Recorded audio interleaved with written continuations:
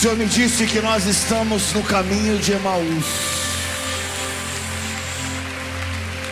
Nós estamos no caminho de Emaús. Lembra dos irmãos do caminho de Emaús, falando sobre Jesus, ouvindo falar das últimas notícias de Jesus. E Jesus entra. Ele entra quando a gente começa a falar dele. Quando a gente para de falar da gente, Jesus entra. Quando a gente começa a parar de falar do nosso ministério, daquilo que a gente faz, Jesus entra. Jesus tem que ser o centro, queridos. Nós não queremos mover a terra. Diga para o teu, eu não quero mover a terra. Rapazes, eu quero ver anjos, eu quero ver pessoas curadas, eu quero a glória de Deus. Eu quero que você saia daqui como aqueles discípulos saíram. Você não percebeu que quando ele falava, o meu coração queimava? Nós queremos aumentar o nível de glória. Quando o nível de glória ele se aumenta, naturalmente os altares que não são de Deus, eles caem. João capítulo 4, versículo 23. Pode se assentar, queridos. João capítulo 4, versículo 23 diz que o Pai está procurando verdadeiros adoradores, que o adorem em espírito e em verdade. Se o Pai está procurando é porque não é fácil encontrar, em espírito e em verdade. O Senhor está preparando, Ele preparou um encontro para a gente durante esses dias. E eu quero dizer que Ele quer restaurar, diga comigo, Ele quer restaurar o ambiente da adoração no Brasil. Ele quer restaurar a atmosfera de glória no Brasil. Então Ele está caminhando. Só que para nós restaurarmos o ambiente de adoração, a primeira coisa que Ele requer de nós, primeiro, que você reconheça que o ambiente tem que ser trocado. Segundo lugar, Deus me deu uma frase dizendo assim: Deus está procurando os humildes absolutos. Fala comigo, absolutamente humilde. Aqueles que sacrificam e trazem um holocausto. A diferença entre sacrifício e holocausto é que sacrifício você pode fazer, holocausto tem a obediência a Deus. O segredo do poder de Deus ser liberado a nós nesses últimos dias. Quantos reconhecem, se você olhar para o Brasil hoje, nós vemos um caos, sim ou não? Há um caos. Há um caos na economia, há um caos político, há um caos moral. E você olha para esse caos e você fala: o que fazer, Deus?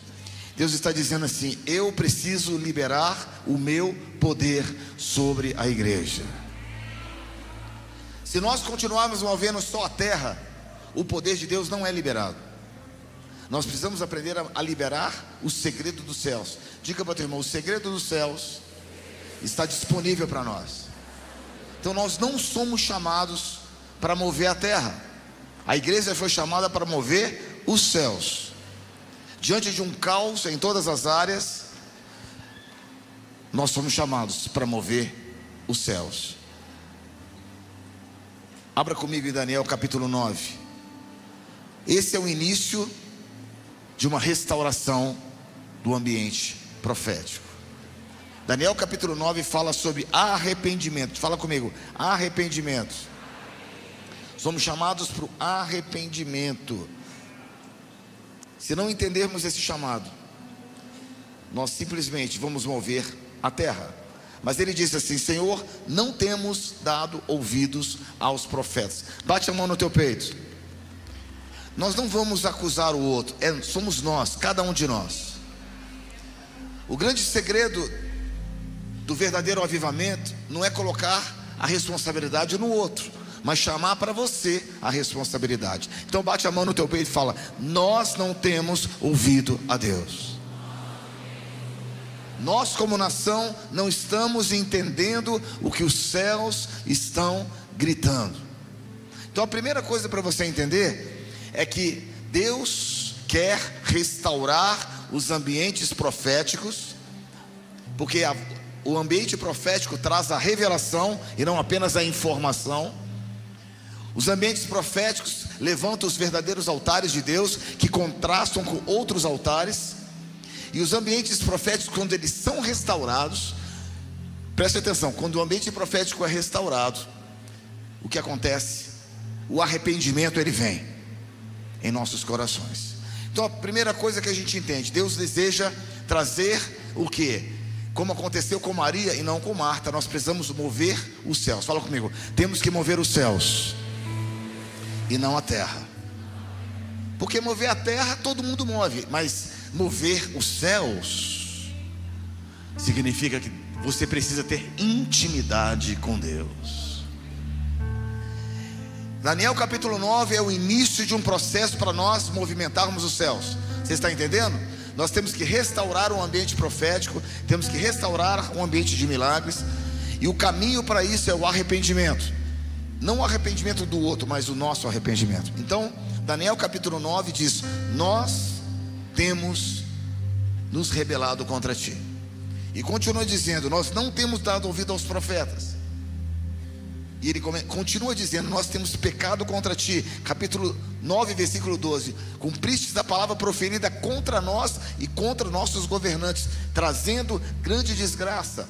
O que nós estamos caminhando, o Brasil está caminhando, queridos, é para um abismo. Estamos caminhando para um abismo em todas as áreas.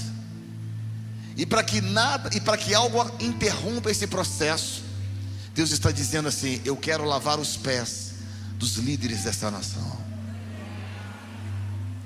para que a praga se interrompa. Segundo lugar, isso acontece com arrependimento. Daniel capítulo 9, e diz assim: conforme está escrito, nós temos pecado contra ti. E ele se inclui, diga comigo, eu estou dentro. Eu não estou falando do outro, eu coloco-me dentro, porque a humildade absoluta. Fala comigo, humildade absoluta. O Senhor está procurando aqueles que são humildes de coração. Outra coisa que nós precisamos entender, Daniel capítulo 9 diz, versículo 17, é o grande clamor: ouve, nosso Deus, as orações e as súplicas do teu servo. Até que ponto a igreja está clamando? Sabe, queridos, nós temos que clamar somente quando a crise bater na tua casa. Não podemos clamar quando tudo se desfizer na tua vida. Nós não podemos clamar quando tudo for desesperador na tua vida. Nós temos que clamar na hora que tem esperança. E Deus está abrindo uma nova esperança para o Brasil nesse ano de 2025. No ano de 2025, Deus está abrindo uma outra porta, que Ele está dizendo: eu vou abrir uma porta de arrependimento e eu vou restaurar a adoração no Brasil. Daniel capítulo 9 também disse: Senhor, ouve, Senhor, perdoa, Senhor, age, Senhor, vê. Pode colocar o texto para mim, é possível? Daniel capítulo 9, versículo 19: Senhor, ouve. Repita comigo: Senhor, ouve, Senhor, perdoa, Senhor, vê, Senhor, age. Esse é o clamor nesses próximos dias. Outra coisa que você precisa entender é que por que nós temos que restaurar através do perdão? Porque o arrependimento vai nos conduzir a nós reconhecermos a nossa debilidade. O arrependimento vai nos levar a um lugar de fraqueza. É a fraqueza que te leva à glória. Fala comigo, a fraqueza é o processo da fraqueza à glória. Esse é o lugar que Deus quer nos levar. Êxodo capítulo 3, versículo 6. Você pode abrir comigo, por favor? Êxodo capítulo, nós vamos na palavra hoje de uma forma bem real. Êxodo capítulo 3 diz assim: que quando a sarça ardente apareceu com Moisés, o que Moisés fez? Ele quis esconder o seu rosto. Moisés cobriu o seu rosto, pois teve medo do chamado, porque isso pode nos paralisar. Quando você não tem intimidade com Deus, o chamado te assusta. Quando você não tem intimidade com o Senhor e você só move a terra, quando Deus te chama para um outro nível, você paralisa. Nós falamos esta manhã sobre o direito de primogenitura. Fala comigo, direito de primogenitura. Nós temos um direito de acessar um outro nível com Deus. Nós está liberado para a igreja. Nós vivemos um outro nível. Por quê? Todo primogênito, quantos primogênitos nós temos aqui da sua família? O primogênito de cada família tinha direito a uma porção dobrada em Israel. E Deus está dando para nós o direito de primogenitura. Ele está resgatando esse direito de primogenitura. Isso nos faz o quê? Nos faz termos não apenas uma porção dobrada, mas em segundo lugar ele fala sobre a autoridade. Deus está abrindo uma porta para nós movermos a céus, para nós liberarmos a autoridade sobre a terra, para que os milagres voltem a acontecer na igreja, para que o ambiente profético seja restaurado na casa, para que os milagres aconteçam aqui neste lugar. Terceiro lugar, ele restaura também o óleo fresco. Fala comigo, o óleo fresco. Quantas pessoas estão operando e estão perdendo Deus, trabalhando para Deus? Quantas pessoas você conhece que mergulham no ministério, entram no ministério, mas estão exaustos, cansados e sem óleo fresco? Feche os seus olhos, levante a sua mão e fala: eu vim aqui para receber uma nova porção de Deus. Eu vim aqui para receber a minha porção de Deus. Eu vim aqui para receber uma porção que eu não recebo há muito tempo. Sabe, queridos, eu também vim aqui para receber essa porção.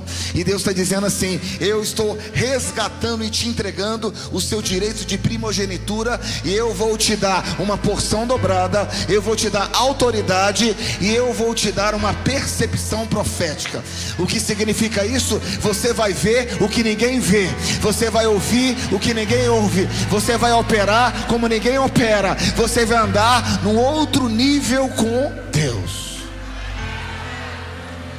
E ele continua dizendo assim: Moisés, você viu uma sarça ardente queimando, mas você não me entende.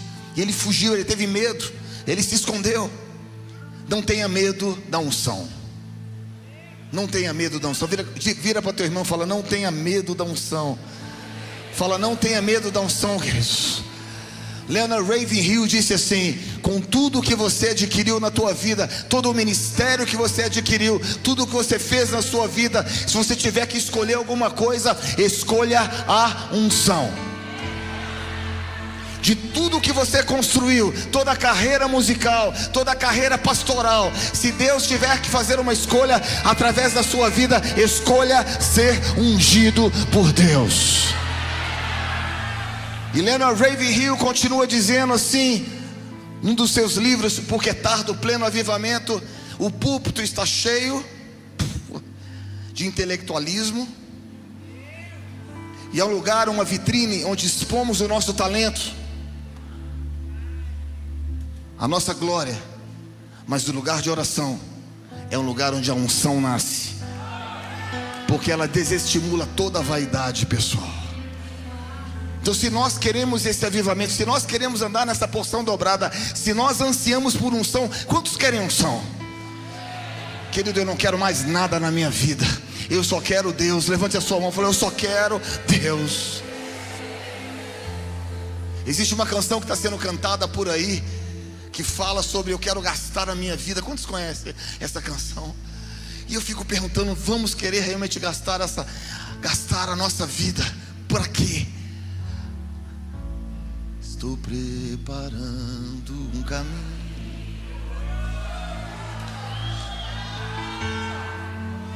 em direitos às veredas, e cada vez mais diminuir o que importa que e nele prazer está. Não sou digno de desatar a sua cidade, e nele a minha vida está. Eu caminho com a certeza que ele virá.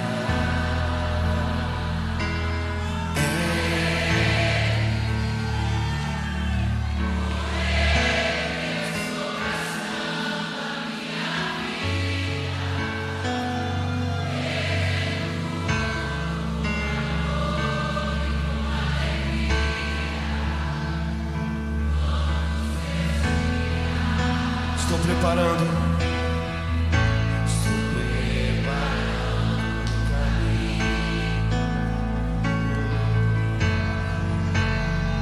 endireitando as veredas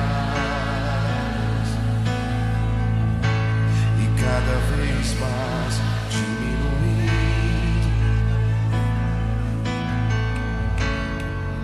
O importante é que ele cresça e nele o meu prazer está. Não sou digno de desatar.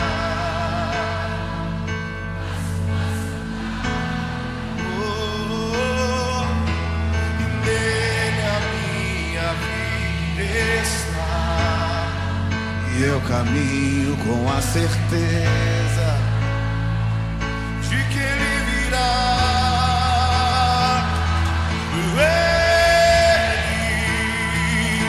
Por ele que eu estou gastando a minha vida, perdendo tudo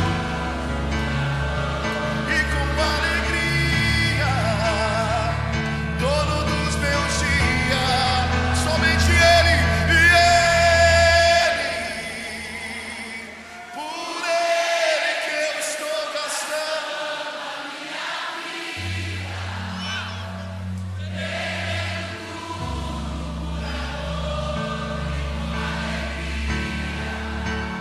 dono dos meus dias, e ele virá,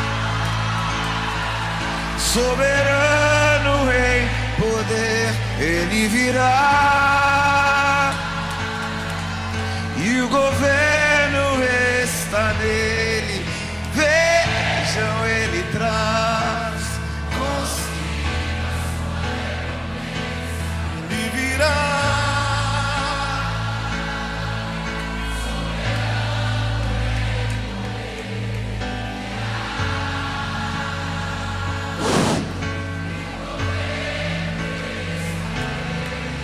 vejam, ele traz.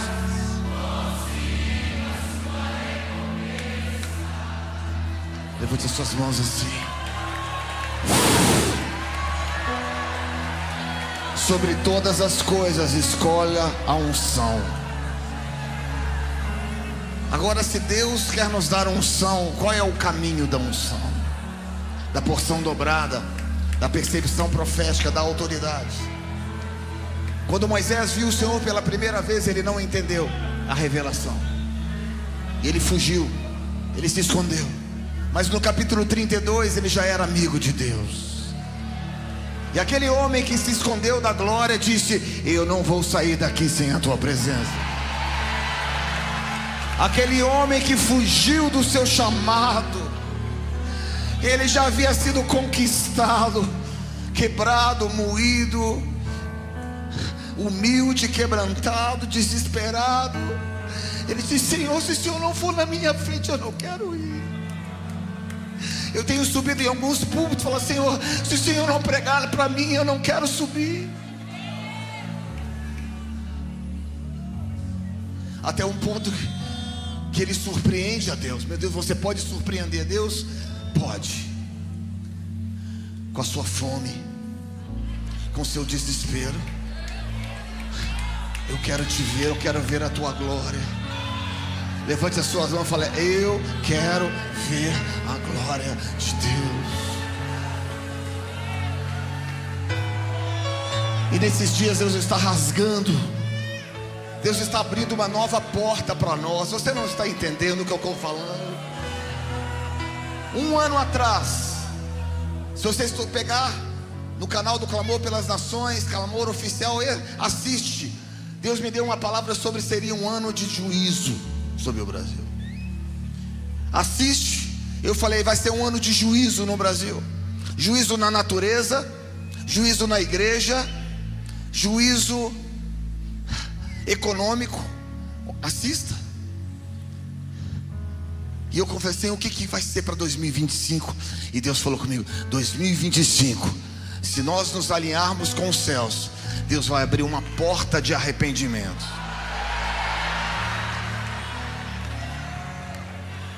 Deus vai abrir uma porta de sacrifício.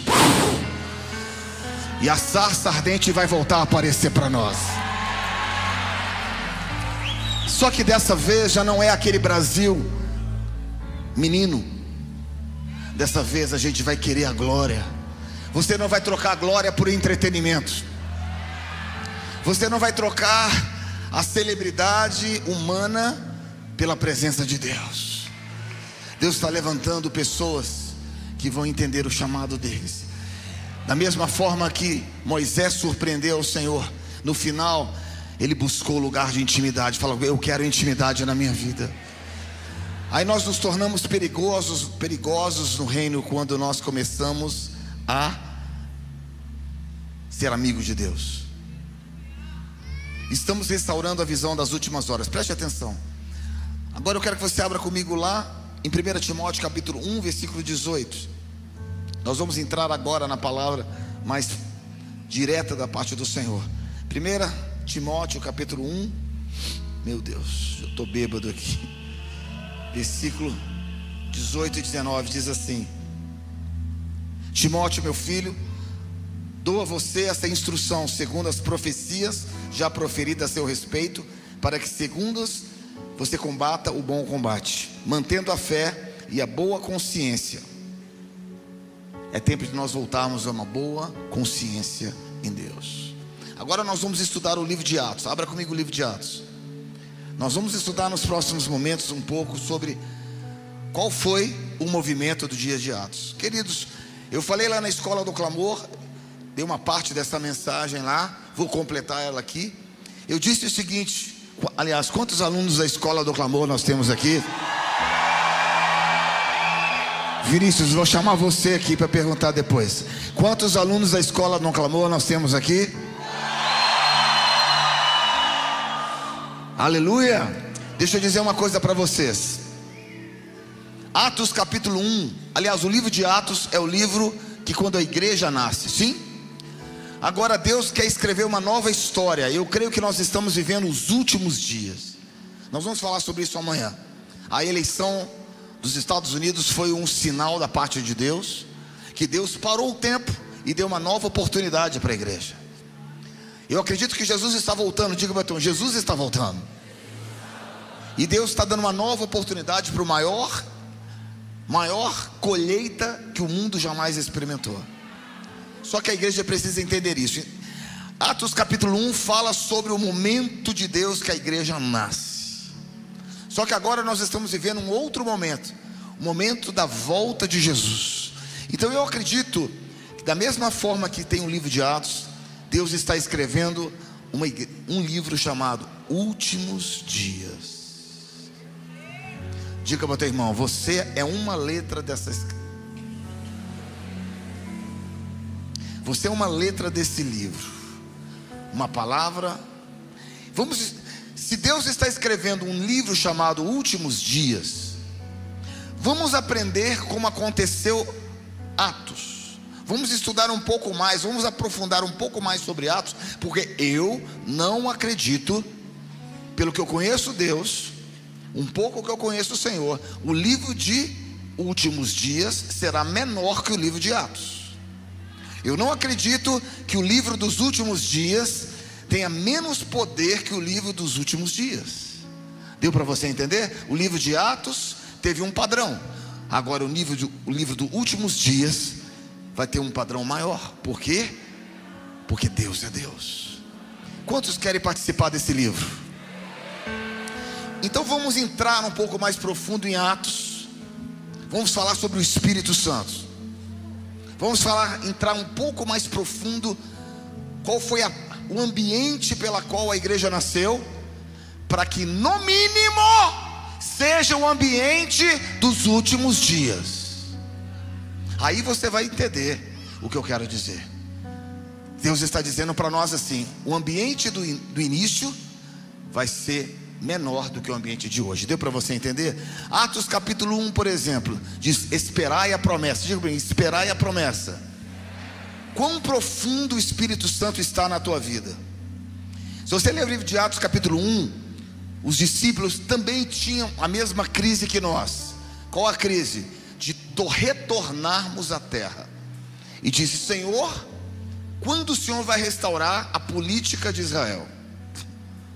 Sabe o que Jesus falou? Não vos importa saber esses tempos. Levante a tua mão aí e fala: Senhor, nesse exato momento que eu estou entrando numa nova dimensão com Deus, eu não me importo o que o Senhor vai fazer, não importa o que está acontecendo do lado de fora, eu preciso restaurar o poder dentro de nós. E ele disse: recebereis, no entanto, recebereis poder ao descer sobre vós o Espírito Santo. O nível de glória vai subir. O nível de glória vai subir, queridos. E Jesus começa a igreja com 500 pessoas, vendo ele subir. Interessante que diminui para 120.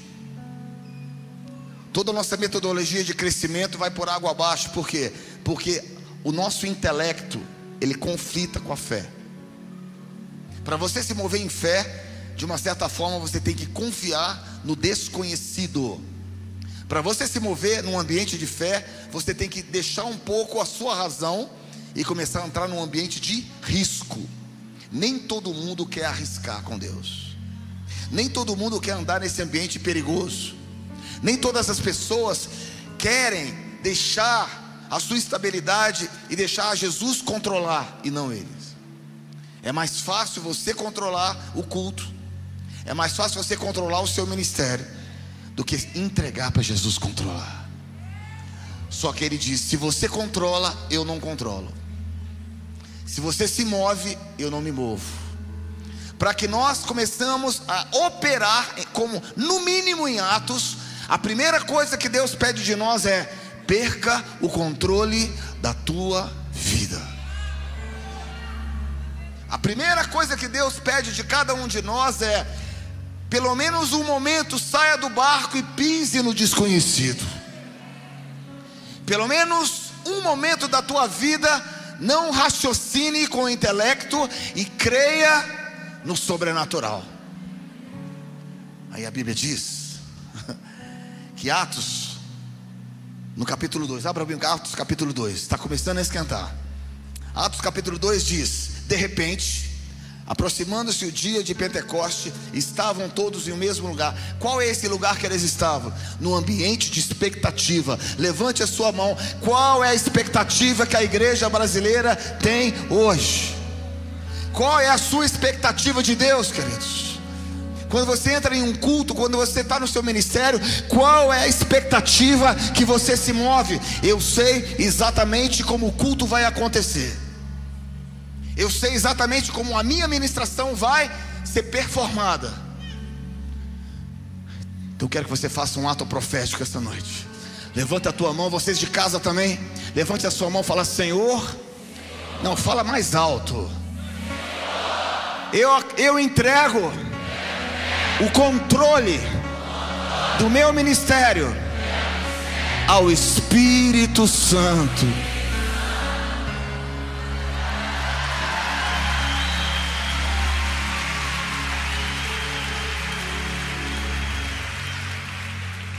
A Bíblia diz no capítulo 2, de repente, fala comigo, de repente. Quando você faz isso, entrega para o desconhecido, o Espírito Santo ele entra. E a Bíblia fala que ele é comparado ao quê? A um vento e ao fogo. Ao vento e ao fogo. Tem um som que eu sempre consigo ouvir, mas existem sons que ainda não foram tocados. Eu me lembro de 2000, na época de 2000, Judson, a gente aqui, no som da chuva.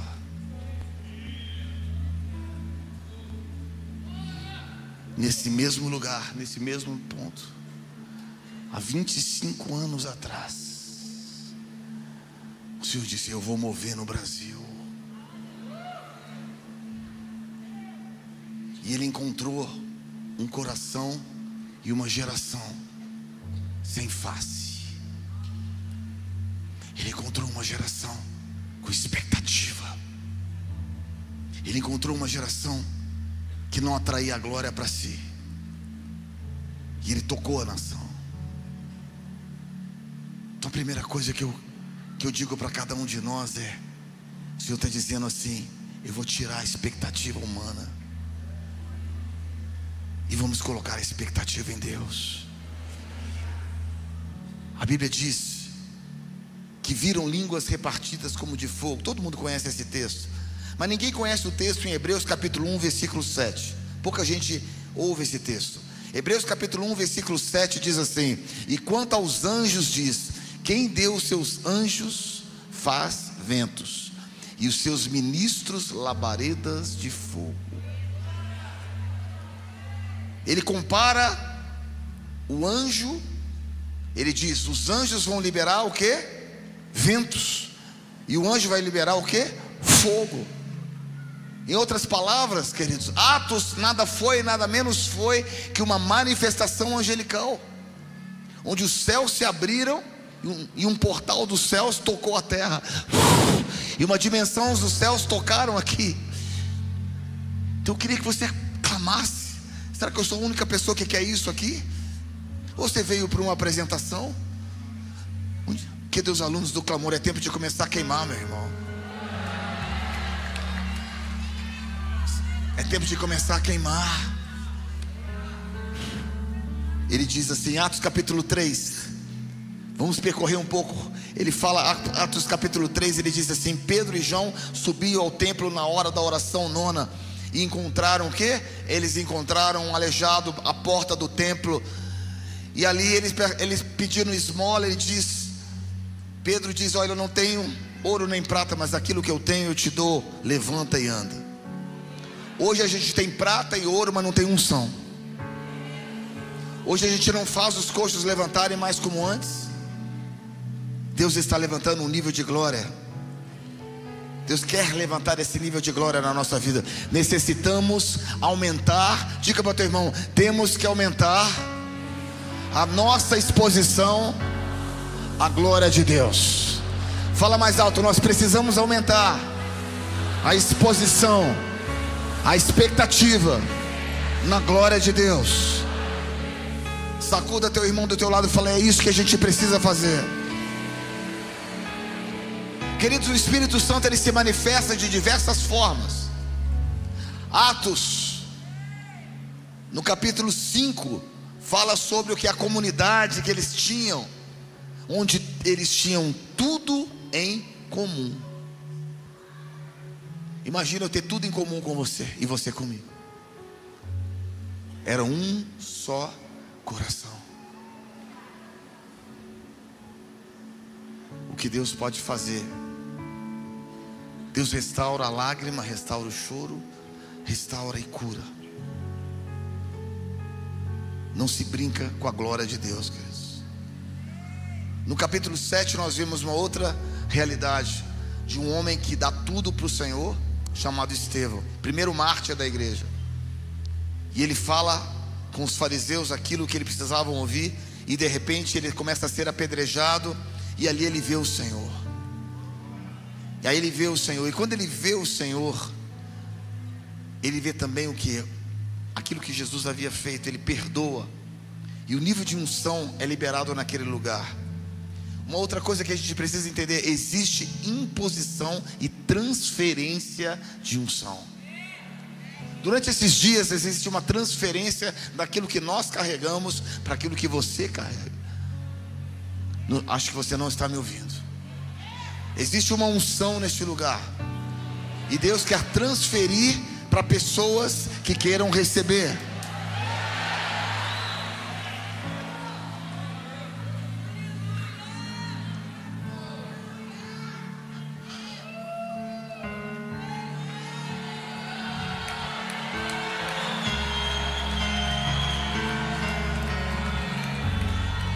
Deus está dizendo: eu vou transferir a minha unção para algumas pessoas aqui. Mas a mais faminta, a mais tremenda, a mais desesperada, aquela que diz: eu quero, eu pago o preço que for por essa unção na minha vida. Que no Atos dos Apóstolos não existe sem o Espírito Santo. Eu fico pensando como alguém pode operar hoje sem o Espírito Santo. Atos dos Apóstolos não existe E vou correr lá na frente para você entender. Atos capítulo 19, corre lá. Depois a gente volta em outras histórias. Mas Atos capítulo 19 tem a história de Paulo, quando ele chega em Corinto. Desculpa, ele chega em Éfeso. Ele havia vindo de Corinto, onde a manifestação da glória de Deus havia sido tremenda. Ele disse: olha, importa pregar o evangelho na loucura. É loucura para aqueles que perecem, mas é o poder de Deus que se manifesta em nós. E ele entra no capítulo 19 com uma expectativa, e ele faz uma pergunta para a igreja: vocês já receberam o Espírito Santo? Eu já recebi o batismo de João. Não, o batismo de arrependimento. Ok, mas não é isso. Capítulo 19 ele faz uma pergunta. Paulo diz assim: vocês já receberam o Espírito Santo? O que Deus está fazendo nesse exato momento na sua vida, você que está nos assistindo e cada um agora, Deus está abrindo um espaço dentro de você, tirando você da sua vida, trazendo o que? Você a realidade que você não é o centro do universo, que o ministério não existe para você. Na verdade, Jesus precisa te matar primeiro. Por isso que ele fala, primeiro veio o evangelho do arrependimento. Depois ele disse: alguém aqui já recebeu o Espírito Santo? Quantos já foram batizados com o Espírito Santo? Agora eu faço uma outra pergunta: quantos foram batizados hoje? Como assim, pastor? Não é uma vez? Não! Levante bem alto as suas mãos, é todo dia! Todo dia Deus quer te dar algo novo no reino de Deus. Todo dia Deus quer te dar uma experiência na glória. Todo dia Deus quer tirar você do centro, matar você e te puxar para experiências. Então Paulo fala assim: você já recebeu o Espírito Santo? E eu faço uma pergunta para você: você já recebeu o Espírito Santo? Você já está operando em outra realidade? A Bíblia diz, preste atenção, são ambientes que o apóstolo Paulo, quando ele chega lá, ele disse assim, eles disseram: eu nem sei que existe. Tem pessoas que entraram aqui que nunca foram tocados pelo Espírito Santo. Tem pessoas aqui que convivem com a ideia do batismo, mas não têm a menor ideia do que significa Deus possuir você. Ele te traz essa conferência para uma realidade. Qual realidade? A realidade de fazer você sair da realidade sua. E ele entra no capítulo 19, versículo 4. Certamente João batizou com arrependimento, dizendo ao povo que cresce no que ele havia dito. Versículo 5, abra comigo. Quando ouviram isto, foram batizados. Versículo 6, Paulo nem pergunta: você quer que eu coloque as mãos sobre a tua cabeça? Você quer receber o Espírito? Não, Paulo vai lá e bota a mão na cabeça de todo mundo. Pastor, eu sou tradicional, então rasga a Bíblia.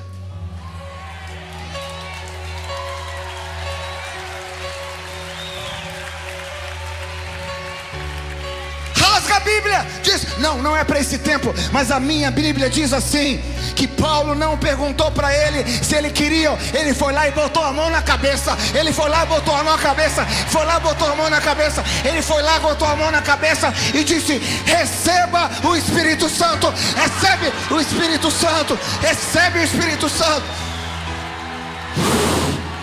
Ele não perguntou: e você quer, por favor, receber o... Não, ele foi lá e botou a mão na cabeça. Nós estamos respeitando muito cada um.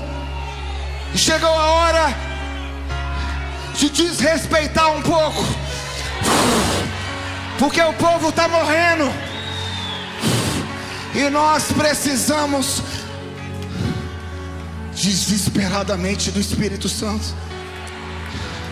Eu não quero mover a terra mais. Diga para o teu irmão: eu preciso desesperadamente do Espírito Santo. Meu Deus, será que eu estou sozinho aqui neste lugar? Meu Deus, olha o que diz a palavra.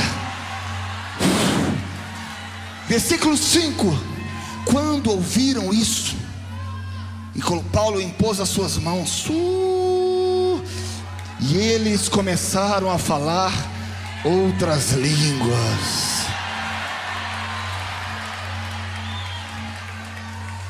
Ai, pastor, eu não sei falar outra língua. Se você foi batizado, não necessariamente você vai falar outra língua. Mas eu sei uma coisa: você vai chorar diferente, você vai gritar diferente, você vai correr diferente, você vai andar diferente, você vai ver diferente, você vai tocar diferente.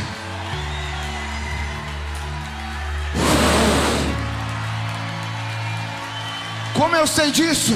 Agora eu vou dar um passo para trás. Esse mesmo Paulo, em Atos 19, foi o Paulo que matou Estevão. Mas a unção de Estevão estava nas roupas lá. A unção foi transferida para os seus pés.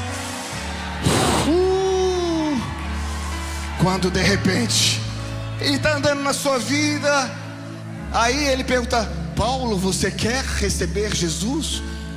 Fez nada disso. A palavra de Deus, a minha Bíblia diz que ele estava lá, ele caiu no chão, ele ficou cego, ficou sem comer, ficou sem beber. Ele não perguntou: Paulinho querido, você quer receber Jesus? Existem unções que são unções violentas.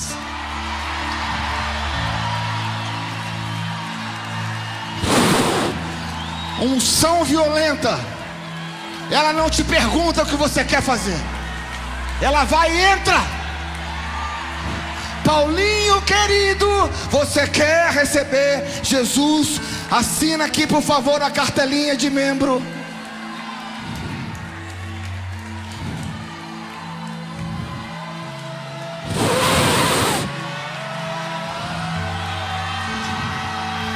Paulo ficou sem comer, sem beber. Aí Deus levanta um homem chamado Ananias. Vai lá naquele homem: Senhor, esse cara é perseguidor da igreja. Me obedece. A Bíblia fala que a primeira coisa que Ananias fez foi botar a mão na sua cabeça e deixar o Espírito Santo tocar ele.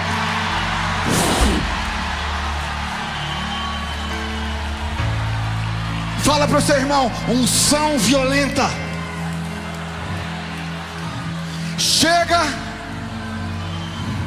de mover a terra. Nós precisamos mover os céus. E para mover o céu, tem que ter unção violenta. Querido Miguelzinho, você quer aceitar Jesus?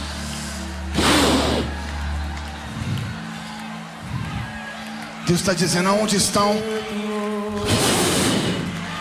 Sopra sobre nós, come Pentecostes, vem, e vento impetuoso, sopra sobre nós, come Pentecostes, vem, e vento impetuoso, sopra sobre nós, come Pentecostes, vem aqui reinar, e vento impetuoso, sopra sobre nós, come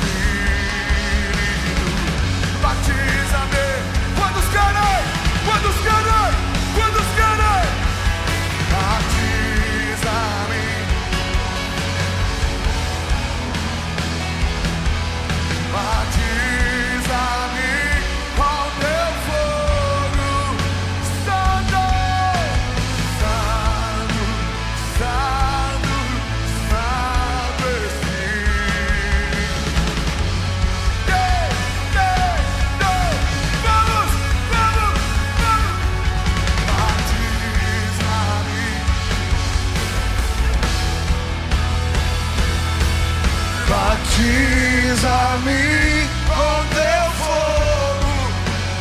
Yeah.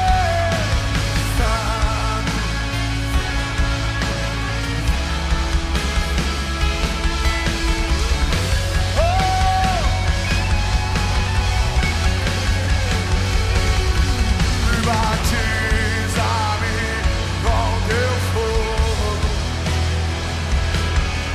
Batiza-me com teu fogo. Santo, santo, santo. Quando Paulo, preste atenção, queridos, Deus está liberando essa unção violenta sobre nós, mas calma, calma,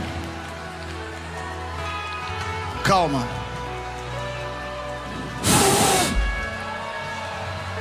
Esse ano nós tivemos 60 curas dentro da Escola do Clamor.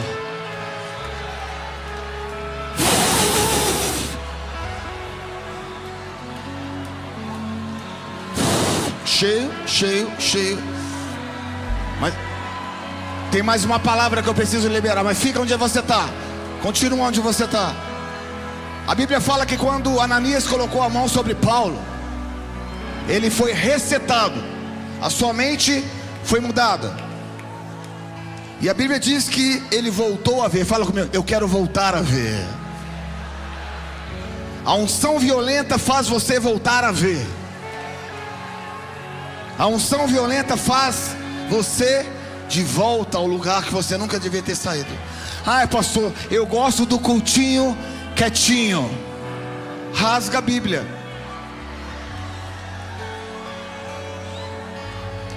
Rasga a Bíblia.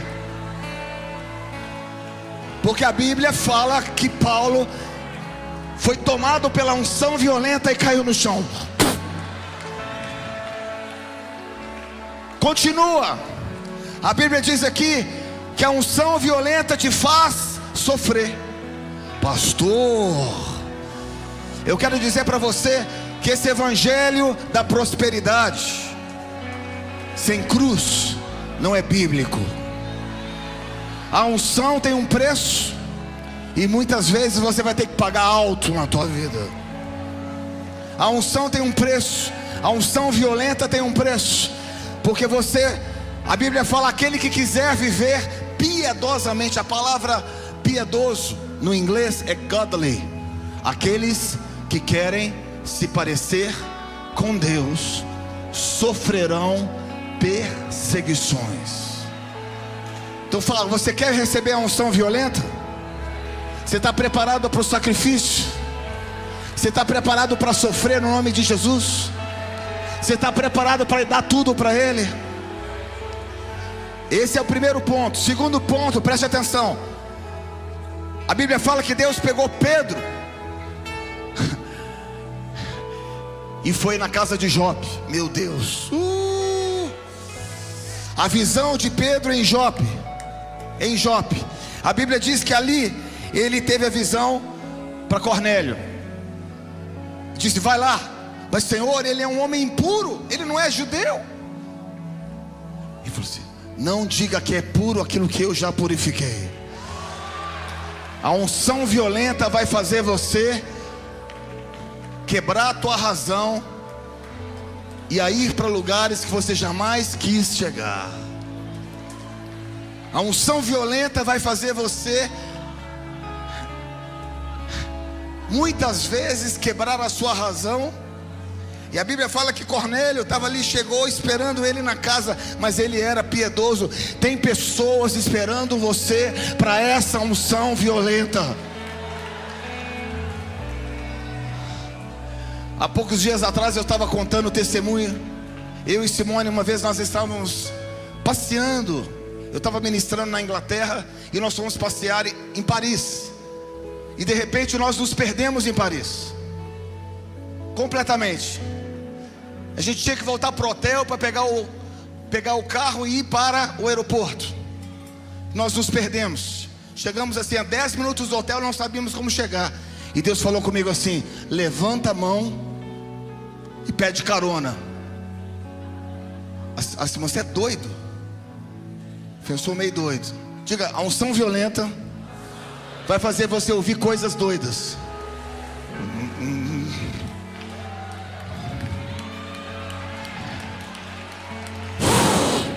Espera aí. Eu levantei a mão assim, não passou 2 minutos, parou o carro. Pum! Aí eu falei, amor, vamos entrar. Você é doido? Vamos entrar. Entramos. Entrei dentro do carro. Você lembra? Aí tinha um senhor falou, aonde vocês precisam ir? A gente tem que passar no hotel. Quando nós chegamos no hotel, pegamos nossas coisas, ele disse assim, coloca gasolina que eu te levo ao aeroporto. Aí eu peguei as nossas coisas e entramos, e ele foi nos levar para... Podíamos ser sequestrados, podíamos fazer coisas, mas Deus falou, faz. Aonde estão aqueles com a unção violenta como Filipe, que são transladados de um lugar para outro? No meio do caminho para o Charles de Gaulle, que é o aeroporto de Paris, aquele senhor olha para mim, e eu lá tentando pregar em francês, ela orando, intercedendo lá abaixo. O que você veio fazer aqui? Eu falei assim, eu sou pregador do evangelho, eu sou pastor. Ele olhou para mim e falou assim, pois eu sou professor do alto nível de islamismo. Ele olhou para mim e falou assim, me fala sobre Deus.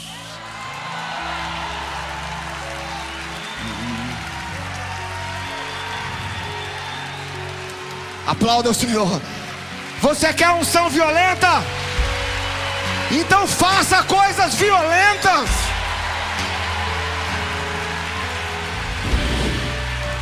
Pastor, mas durante 40 minutos ele começou a me falar, perguntar sobre a paternidade de Deus. Meu Deus, eu não me lembro de um culto que eu fui. Eu percorri mais de 13 igrejas em Londres, mas eu me lembro daquele homem. A agenda não marca o céu, mas ações violentas são como marcas. São como marcas em Deus. Levante a tua mão, cara. Deus quer te dar a sua experiência hoje. A Bíblia fala que ele falou, Pedro, vai lá na casa de Cornélio. Senhor, eu não posso vir. Vai. Nós somos crentes domesticados. Nós somos crentes domesticados. E Deus está dizendo, aonde estão aqueles como os moravianos?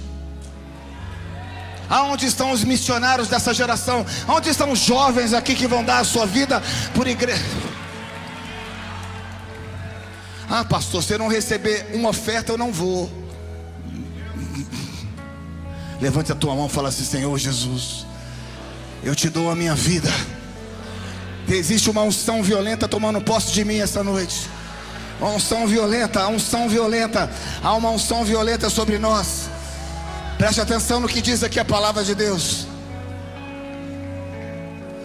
Volta lá em Atos capítulo 19. Primeiro Atos capítulo 13, versículo 52. Diz assim. E os discípulos estavam cheios de alegria no Espírito Santo. Diga ao teu irmão, a unção violenta te traz alegria.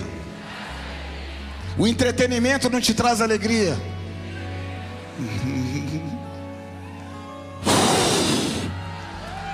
A verdadeira alegria vem da verdadeira adoração, que vem através de sacrifício santo e vivo e agradável para Ele. Levante a tua mão e diga, eu sou livre.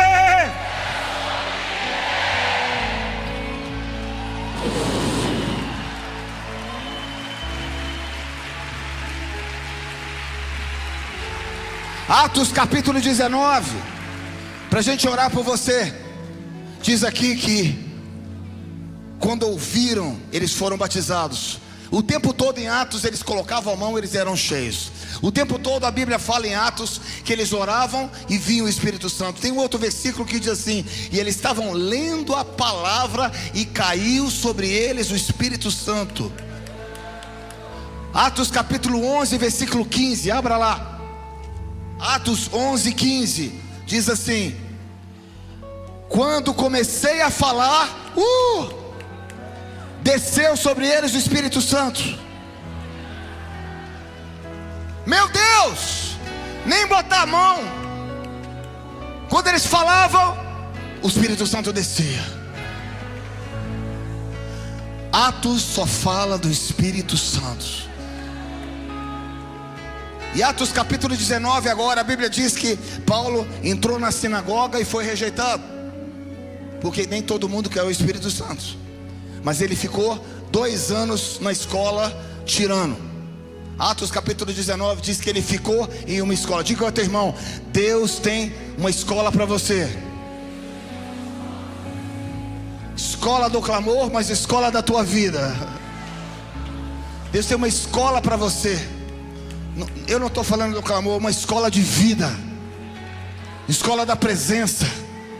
Ele quer te chamar para perto, queridos. E Atos capítulo 19, continua lá. É tremendo demais. Ele passou 2 anos na presença. Diga, levante a tua mão. 2 anos, 24 horas debaixo de uma unção violenta. 2 anos.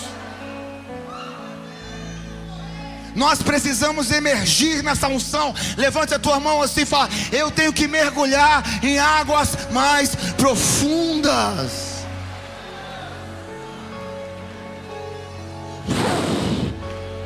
E a Bíblia fala em Atos capítulo 19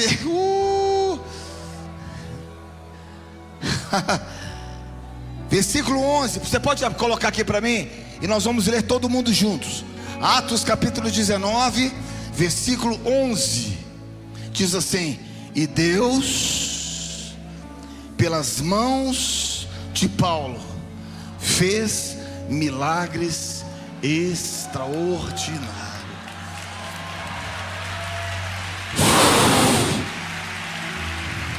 Agora você vai levantar a sua mão e vai falar o seu nome. E Deus, pelas mãos, Ricardo, fez milagres extraordinários.